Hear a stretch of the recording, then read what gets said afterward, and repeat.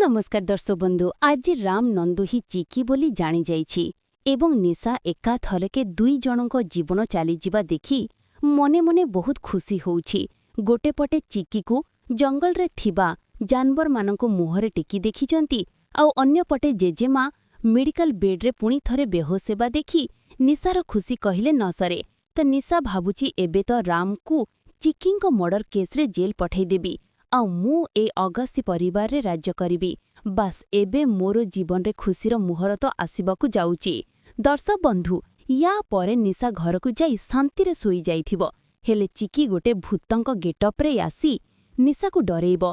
तो चिकी गोटे फुटबॉल फिंगी दबो निशांक पाखरे आ से फुटबॉल रे लेखा जाइथिबो तोर मृत्यु तो सामना रे बोली। तो निशा एही नाली नाली अक्षर रे लेखा जाइथिबो अक्षर खूब भल भाबरे पढ़ी आहुरी डरी जिवो।